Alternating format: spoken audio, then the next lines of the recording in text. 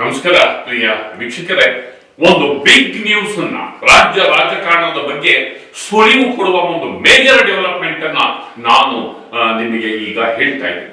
ಒಂದು ನವೆಂಬರ್ ಕ್ರಾಂತಿ ಎನ್ನುವ ಊಹಾಪೋಹದ ನಡುವೆ ನವೆಂಬರ್ ಬಂದೇ ಬಿಟ್ಟಿದೆ.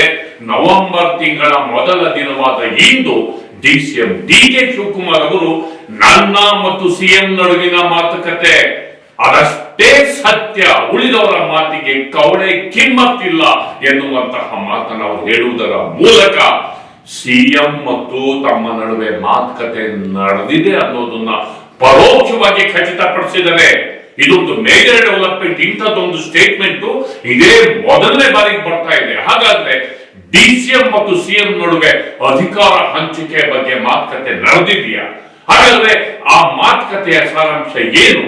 ಒಟ್ಟಾರೆ ನವೆಂಬರ್ ತಿಂಗಳಲ್ಲಿ ಏನೆಲ್ಲ ವಿದ್ಯಮಾನಗಳು ನಡೀಬಹುದು, ಈ ಬಗ್ಗೆ ಇಂದಿನ ಮಾತು ಮಂಥನ ಸ್ನೇಹಿತರೆ. ಗೆಳೆಯರೆ, ನವೆಂಬರ್ ತಿಂಗಳು ಬಂದೇ ಬಿಡ್ತು. ನವೆಂಬರ್ ರಾಜ್ಯೋತ್ಸವ, ರಾಜ್ಯೋತ್ಸವದ ಜೊತೆಗೆ ರಾಜಕೀಯ ಕ್ರಾಂತಿಯೂ ನಡೆಯುತ್ತೆ ಅನ್ನುವ ಚರ್ಚೆ ಇದೆಯಲ್ಲ, ಈ ಚರ್ಚೆ ಸಾಕಷ್ಟು ಕುತೂಹಲಕ್ಕೆ, ಕೋಲಾಹಲಕ್ಕೆ ಕಾರಣ ಆಗಿದೆ. ನವೆಂಬರ್ ಕ್ರಾಂತಿಯ ಹಿನ್ನೆಲೆಯಲ್ಲೇ ಮೊದಲ ದಿನವಾದ ಇಂದು ಹೇಗಿತ್ತು ಅನ್ನೋದನ್ನ ನಾವು ಹುಡುಕ್ತಾ ಹೋದಾಗ, ರಾಜ್ಯೋತ್ಸವದ ದಿನವಾದ ಇಂದು ಸಿಎಂ ಡಿಸಿಎಂ ಭುವನೇಶ್ವರಿ ತಾಯಿಗೆ ಮಾಲಾರ್ಪಣೆಯನ್ನ ಮಾಡಿದ್ರು, ಪುಷ್ಪ ನಮನವನ್ನ ಸಲ್ಲಿಸಿದ್ರು. ಅದಾದ ಬಳಿಕ ಇಬ್ಬರು ಕೈ ಕುಲುಕಿದ್ರು, ರಾಜ್ಯೋತ್ಸವ ಶುಭಾಶಯಗಳ ವಿನಿಮಯವನ್ನು ಮಾಡಿಕೊಂಡು. ಇದರಲ್ಲಿ ಏನಿದೆ ವಿಶೇಷ? ರಾಜ್ಯೋತ್ಸವದ ದಿನದಂದು ಶುಭಾಶಯಗಳ ವಿನಿಮಯ ಮಾಡಿಕೊಳ್ಳೋದು ಸಹಜ. ಅಂದ್ರೆ ಒಂದು ರೆಗ್ಯುಲರ್ ಆದಂತಹ ಸಹಜವಾದಂತಹ ಪರಿಸ್ಥಿತಿ ಇದ್ದಿದ್ರೆ ಈ ಕೈ ಕುಲುಕೋದಕ್ಕೆ ಅರ್ಥ ಇರ್ತಿರ್ಲಿಲ್ಲ.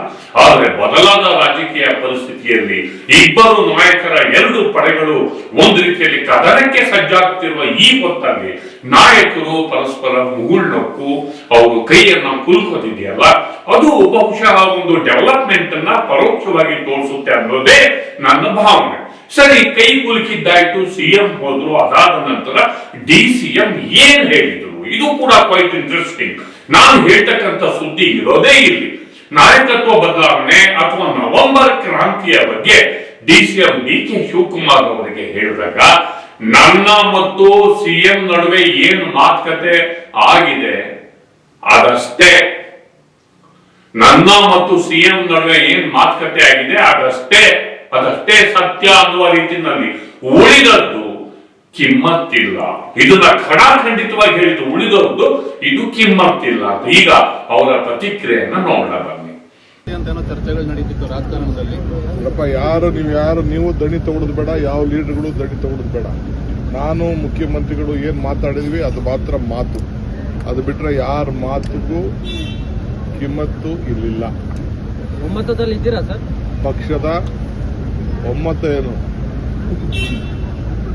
ಒಮ್ಮತದಲ್ಲಿರೋದಕ್ಕೇನೆ ಈ ರಾಜ್ಯದಲ್ಲಿ 135 ಬಂದು 36 339 141 ತಪ್ಪಿಲ್ಲ. ಚರ್ಚೆಗಳು ನಡೀತಿತ್ತು ರಾಜಕಾರಣದಲ್ಲಿ. ನೀವು ದಣಿ ತಗೊಳ್ಳೋದು ಬೇಡ, ಯಾವ ಲೀಡರ್ಗಳು ದಣಿ ತಗೊಳ್ಳೋದು ಬೇಡ. ನಾನು ಮುಖ್ಯಮಂತ್ರಿಗಳು ಏನ್ ಮಾತಾಡಿದ್ವಿ ಅದು ಮಾತ್ರ ಮಾತು. ಅದು ಬಿಟ್ರೆ ಯಾರ ಮಾತುಗೂ ಕಿಮ್ಮತ್ತು ಇರಲಿಲ್ಲ. ಒಮ್ಮತದಲ್ಲಿ ಇದ್ದೀರಾ ಸರ್? ಪಕ್ಷದ ಒಮ್ಮತ ಏನು?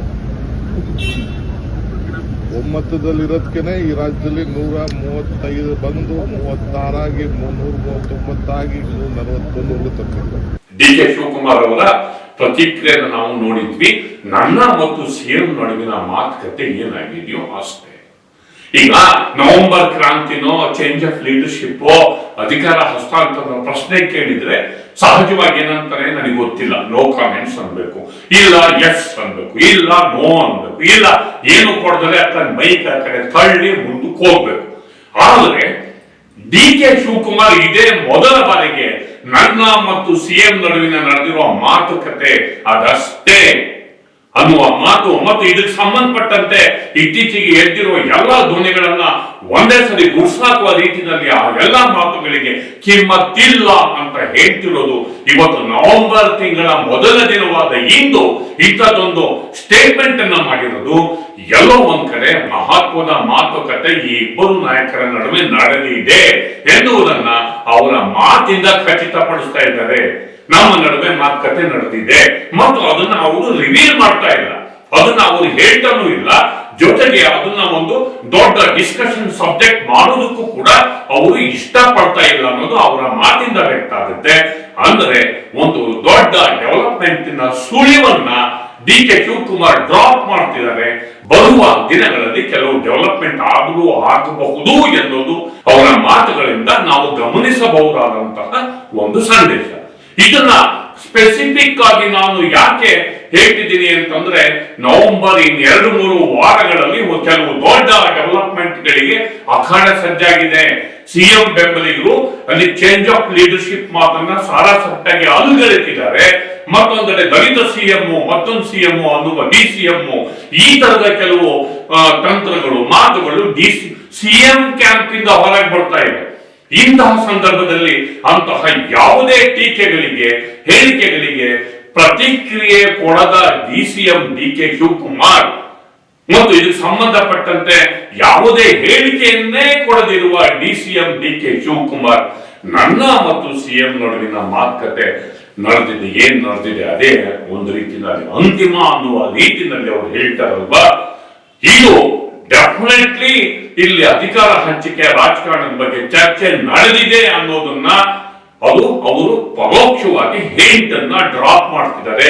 ಇದೊಂದು ದೊಡ್ಡ ಸುದ್ದಿ, ಇವತ್ತಿನ ಒಂದು ದೊಡ್ಡ ವಿಶ್ಲೇಷಣೆ ಕೂಡ. ಆದ್ರಿಂದ ನವೆಂಬರ್ 1ನೇ ವಾರ 2ನೇ ವಾರ ಬಿಹಾರ್ ಚುನಾವಣೆ ಮುಗಿಯುವ ಹೊತ್ತಿಗೆ ಇಡೀ ನಾಯಕರ ದಂಡು, ಶಾಸಕರ ದಂಡು ದೆಹಲಿಗೆ ದೌಡಾಯಿಸೋದು ನಿಶ್ಚಿತ.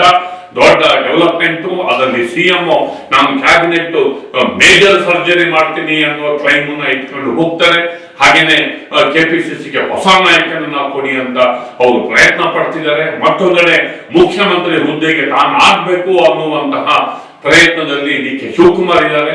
ಒಟ್ಟು ನವೆಂಬರ್ 1ನೇ ದಿನ ಮುಂದಿನ ಡೆವಲಪ್ಮೆಂಟಿನ ಒಂದು ಸಣ್ಣ ಸುಳಿವು ಸಿಕ್ಕಿದ್ದು ಇವತ್ತಿನ ದೊಡ್ಡ ಸುದ್ದಿ ಅನ್ನೋ ಮಾತನ್ನ ಹೇಳ್ತಾ ನನ್ನ ಮಾತನ್ನ ಮುಗಿಸ್ತಿದ್ದೇನೆ.